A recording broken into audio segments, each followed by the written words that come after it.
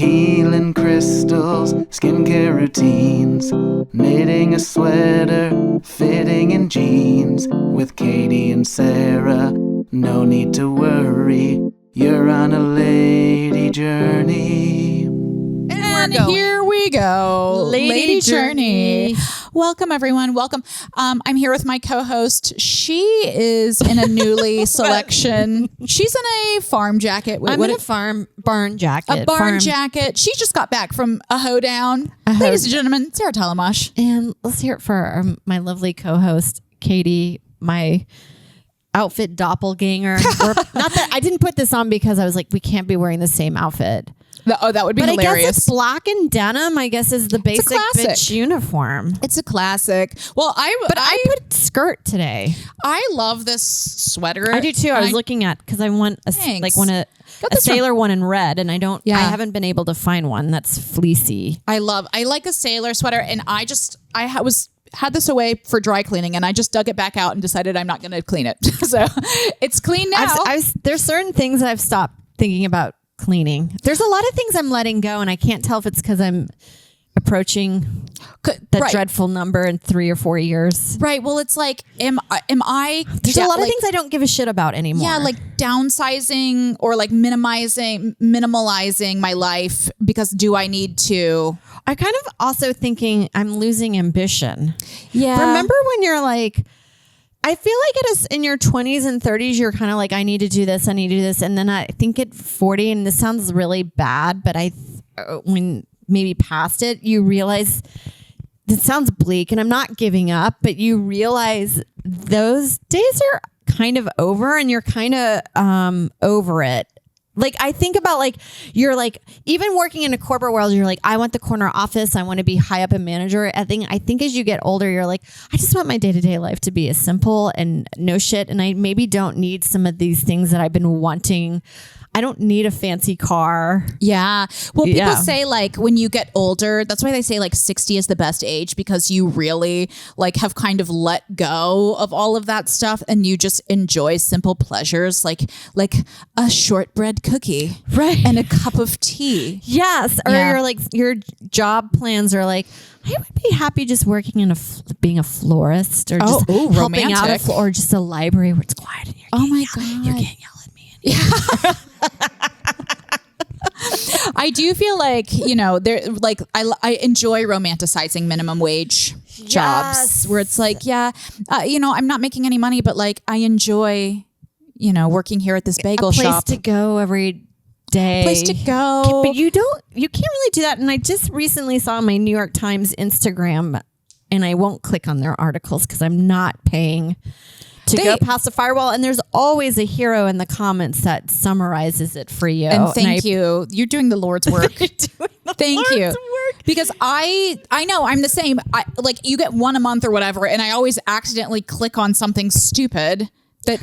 Well, I went behind a paywall on the New Yorker, and I don't know how to cancel my membership. Oh boy, because I wanted to read a Lena Dunham. I actually have ultimate respect for her. I think she's a great observationalist of her generation. Yeah. In the humor department. I put her up there with the Nora Ephrons. I agree. I think she's amazing. And I think love she girls. got a lot of shit, and I think it was unwarranted. No, I think she got... I don't think people got it. That she was being ironic she was in on the joke. Satire. I think that there are like certain things about her that made her an easy target for people when there is always an element of when someone rises, they're viciously torn apart. Yeah. I think, and part of me thinks she never wrote anything for the male gaze, like her naked body. And this is probably insulting if she heard this, to be like, I love that your body's not for the male gaze. So rude. Well, but it was the first time I saw a woman use her body comedically that wasn't for it was Girls was to for jerk off women. to. Yes. And it's a great show. Actually, even Mike watches it. That's how good it is. My husband, who's a Gen X man, loves the writing. It's good. It's so well done. And got like the conversation is good. The fighting in there is natural of what people of that time. The observations. Yeah. And I watched it. I never watched it while it was on because I did not have HBO at that time, but I've only started watching it recently, and it's looking backwards to that time and things like the tropes that she nails it. It's so astute. Yeah. And I hope she comes on. We'd love to have Lena, her. we love you. Lena, please Come back from England. Come back. Anyways, I was just about to say something. What were we talking about right before this? Oh my God. Probably interrupted you. That was my thing, to derail you. And I will never get back. Here I am. I cannot remember what we were talking about, but it was going to send me onto a journey. But now it's gone. But I will tell you, I'm kind of making some progress. Letting go of things and not having ambition. Oh yes, I was going to talk about being being older, being in your 60s, and how that's like the best age because you just like you have a new awareness of your own happiness and doing things. You're like forcing yourself less. And I think it's really fun to be able to look forward to that. Yeah, because it helps out because I think aging can be so scary. There's also something really, and I'm kind of happy that my mindset is going this way because you can go the other route and they're not nice people, but like there is something freeing to know that you're not part of the sexual game anymore. Right. And yes, you still want to be seen physically attractive, but I know that I'm not competing. Right. I know I'm married, but you still are like, do you think I could still pull? Like, am I hot? Yeah. Could I still? But you know, like that's a young person's game. And there's something freeing to know that any moves I make in my later years are not to get laid, and it feels so good, and that I'm not feeling like I'm competing with other women. Like now I'm just like, when I see a bunch of girls out and they look amazing, I'm like, you guys look great. Yeah. I'm like, I love it. Let's take a photo. Your brain's fucked out tonight. Like, good for you. Yes, I do feel that way as I age too, of just like celebrating women more than feeling there is a competitive feeling of like, it triggers your insecurity sometimes to see a really pretty woman. Right. But now I'm like, I love them to be my friend. Yes, I love it. And I love they're it. batshit crazy. Yeah, they're so fun. They're wild.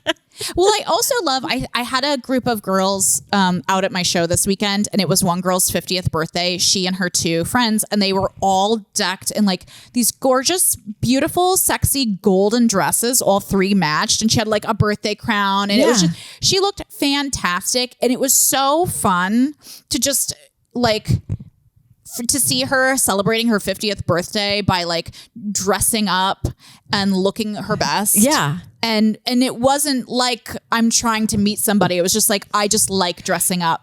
Oh, because there's nothing, because I definitely think this is like, if I was single now, I don't even think I would attempt to be like hanging out at the Carlisle so I can meet an eligible bachelor at 50. Yeah. Where I'm like that, though, I don't give a shit. No, I would volunteer. That's what I would do. I'd be at the dog pound, like, so I don't even like dogs. I'm like scared of them.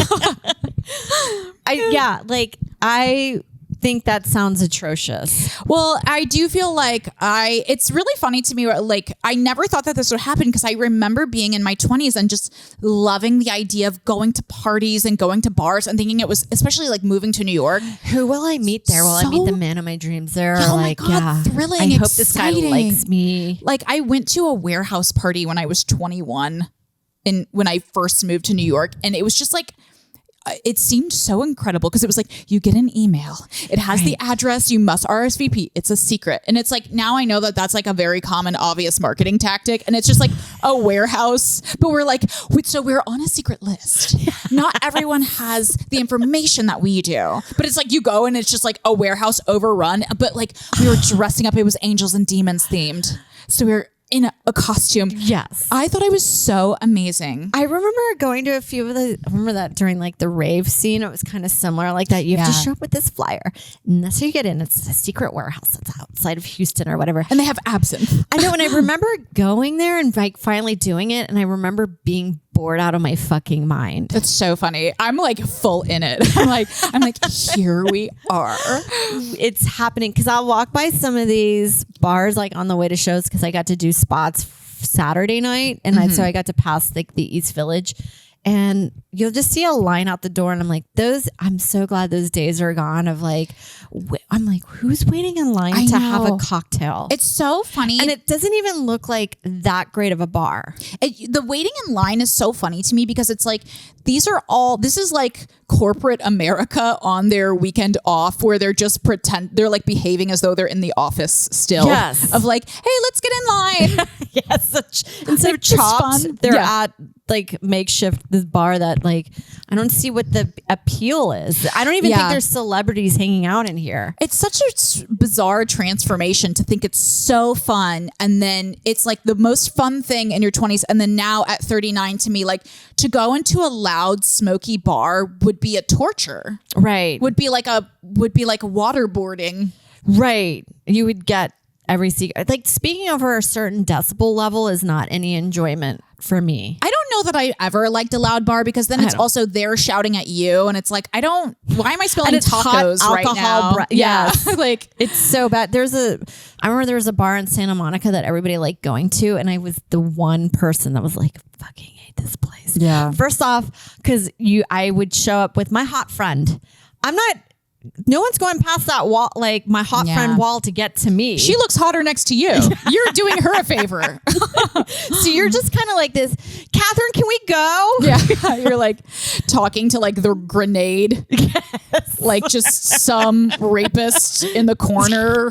They're the hot guy's friend who's also not interested in me because he's a guy. He's trying to get to the hot girl through you by being a nice friend to you. It's just a nightmare. Well, the thing about going out to clubs, and I guess I started to put this together like in my mid 20s or late 20s even, but it's like you're not really doing anything. So it's like you're getting really, really fucked up, but it's like you can dance. You can talk loud over the music, or you can just like stand there. But I never found dancing here in New York. I think Giuliani get rid of all of that stuff. Oh, Giuliani got rid of dancing? Or just didn't he?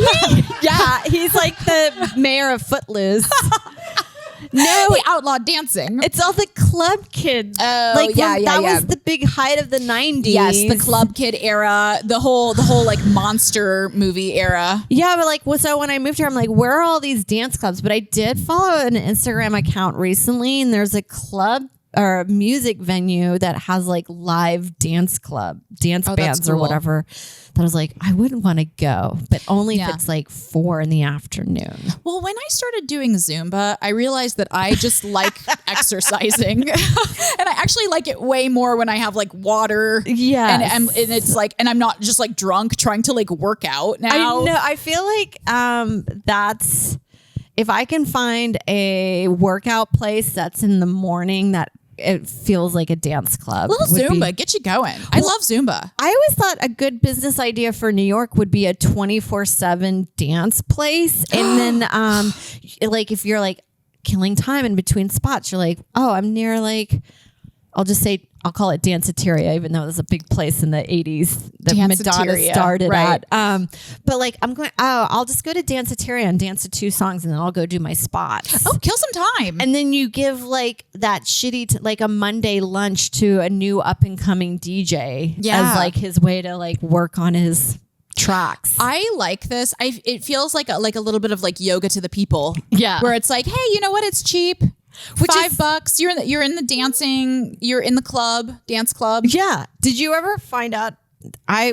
Yoga to the people ended up being so toxic. They don't even have it anymore. They don't. It's now been replaced because I've actually been looking into this because I kind of miss my gym just for the fact of like I miss taking Pilates classes. I loved yoga to the people. Well, they have St. Mark's yoga now, which is a similar business model. It's like $13 for any drop-ins, and they just have yoga classes every hour on the hour. What's their ploy? Because it just seems like every movement turns into someone's getting sexually assaulted. It's susceptible because you're stretching so much. It's very sexual. You're very vulnerable. Because the reason why I got into yoga to the people is because I remember being like, that person got passed at the cellar. And I turned it on to myself of being, I was like, I have to get better mentally. But clearly I'm showing up to yoga toxic as shit and ready for answers. That's so funny. That's like you have those moments of like, I'm going to get my fucking life together. Yoga. It starts here. Yeah. Because I was treating that as therapy because I couldn't afford therapy, but I can do a suggested donation. You can do that. And then it's like a week later, you just have a breakdown from just pushing yourself so hard. Yeah. But I can understand why like yoga turns into a place for being taken advantage of. Yeah, because it does invite unstable. Well, weren't they also a pyramid scheme in a way? Because every class would be like, if you guys really like this program, we are offering classes for instructors. And then I would find out like that's where they make their money. Yeah. It's the teacher training because that's like $3,000 or whatever. Yeah. And then I heard the training was kind of ridiculous that I think one girl committed suicide. Because it was like Kundalini breath work of like holding your arm up for an hour or something crazy like that. Yeah. I know, it's so interesting because it's like, it is a thing that was like an ancient ritualistic practice in India. And then you take it into like capitalism and it's like, okay, now it has to become a pyramid scheme to exist in this type of economy. But this economy. It also sounds like that's also happening in India. Is it really? Or like, well, they're a capitalist society as well. Some of those gurus are taking advantage of their people, their followers. The Bikram guy, he was Indian. He was Indian, and then he came over to America. Do you ever remember, like, it happened in the improv community? I don't think Del Close was that great of a guy either. Like personally or as an improviser? Personally. Okay, yeah. I think he's probably an amazing improviser. Probably really good, yeah. It has to be. It's like in order to follow them. Yeah, reverse...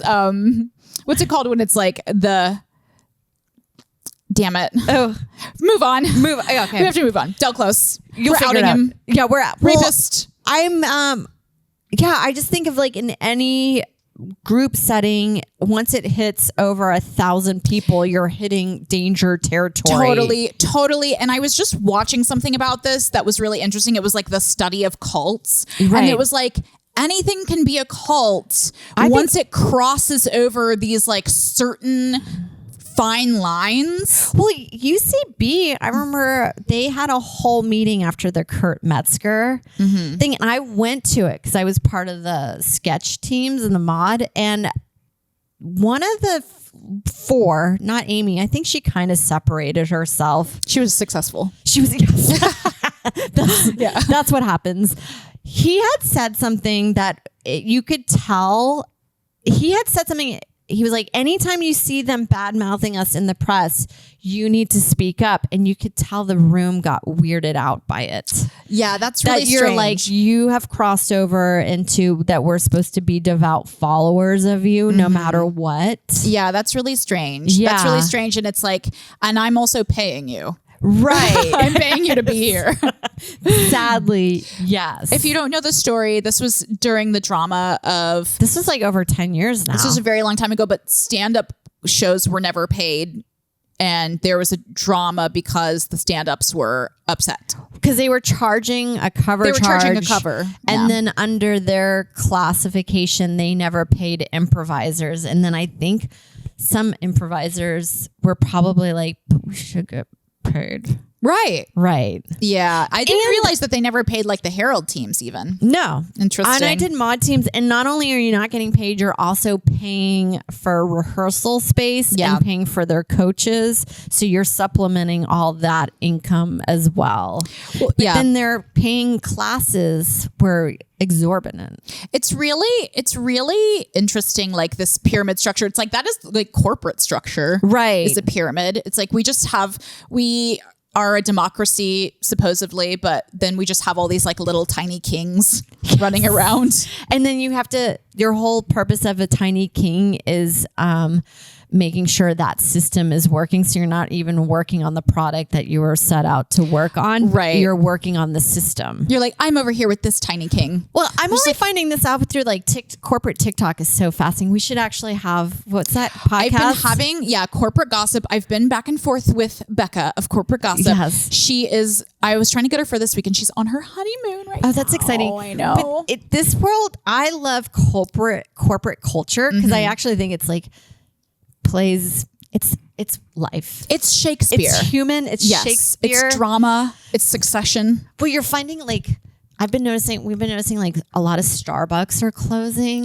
Oh my God. One closed by me. And I saw a clip of her saying that I think they've gone through like 8 CEOs in about 4 or 5 years or something that you're like, something's up. Starbucks has been, it's like they're over here, they're over there. Now they're doing the pink drink. Now they're doing like weird energy drinks. Yeah. And then writing like positivity notes on your cups or something instead of like less money. So mortifying. Right. You have to like look have in the eyes of someone that hates you. Yes. And demoralizing for them to write. It's like, I remember waiting tables and whenever you had to sing happy birthday, you wanted to shoot yourself in the head. Yeah, it's just mortifying. You're like, this job already kind of is rough on the soul anyway. And now I have to celebrate you because I work at a restaurant. I have to like treat you special on your birthday. It's like, how about it's my birthday? Okay.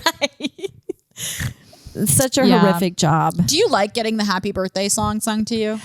No, and I had this as a bit, and then I found out Jessica Kirsten has it as a bit, and I was like, totally makes sense, and I get it. But my observation of that song was, I hate this song. It is probably a song that's supposed to be so joyful, sung so depressingly. Yes, happy birthday. It's like a dirge to you. Yeah. Yes. Nobody has the. It should be like and a 5, 6, 7, 8. Yeah, it should be like, Lisa, it's your birthday. Yeah, like something happy fun. Birthday, Lisa. Like that's upbeat. And happy birthday.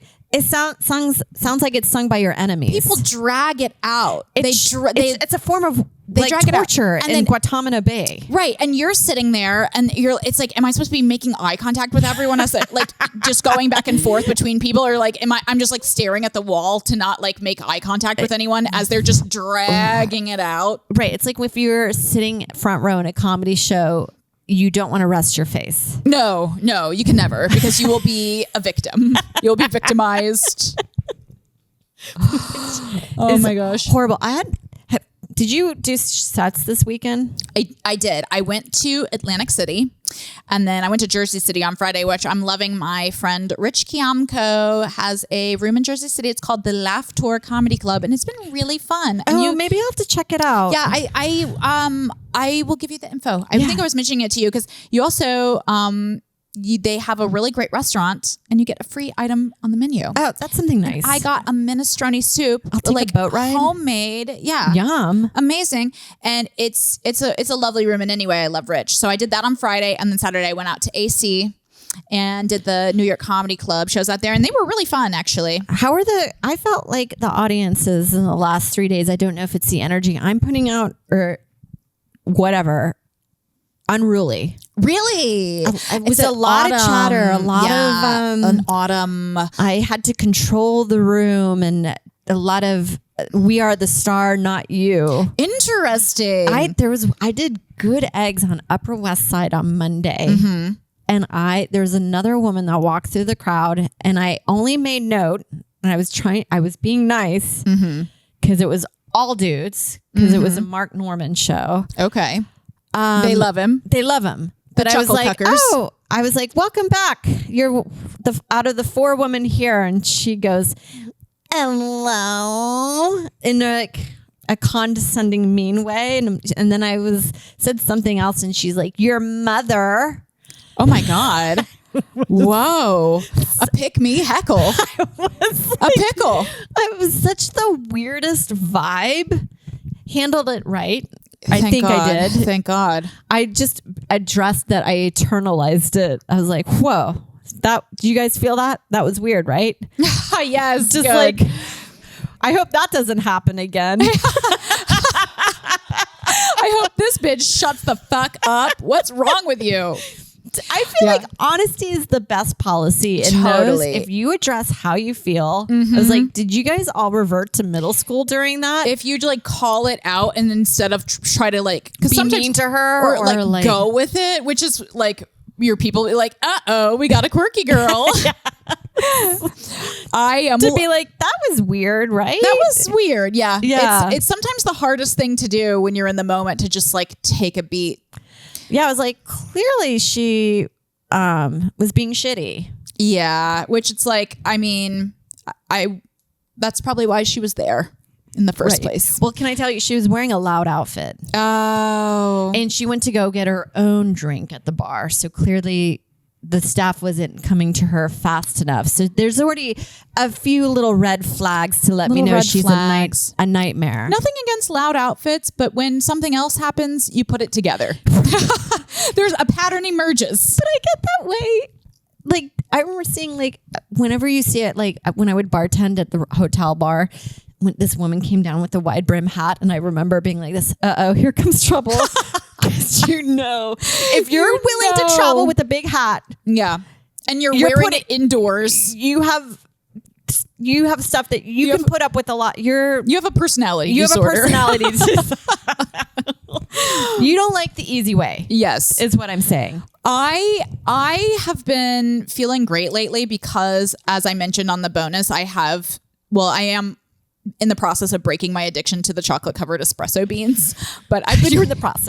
I was hitting them pretty hard this weekend. And what I did not realize is that I had no idea. I mean, I've been eating these like handful by handful, just until I feel like I'm just eating as much as I want. Right. And you're never going to get filled. And I'm not really getting filled, but at a certain point, I'm just kind of tired of eating them. Right. And that's my serving. Yeah. That's how I do it. It's intuitive. But what I had no idea that I just Googled online, like how much caffeine is in these. And it was like 10 beans is equivalent of 1 cup of coffee. Katie. That I'm eating like 7 cups of coffee. A day for like a straight week and not sleeping, just like waking up in the middle of the night scared. Is that where the money bowl came in? Yeah. The money bowl, like coffee, espresso beans. I was getting ideas. I was on another plane creatively. But I was eating them all week, and so I felt like my shows were great just because I was basically on crack. You're on 1980s cocaine. You were Robin Williamsing it. I would love to see your set. You're like, look at me, I'm cool. I feel amazing. He's over there. Yeah. Oh my God, Robin Williams. God bless him. Oh, my money. It's so funny. Nightmare. Loved him in acting, but I have to tell you, not a fan in the stand-up world to me. No, and also it's like, I know that type of man. He's awful. I know, and then I'm just going to rip into him.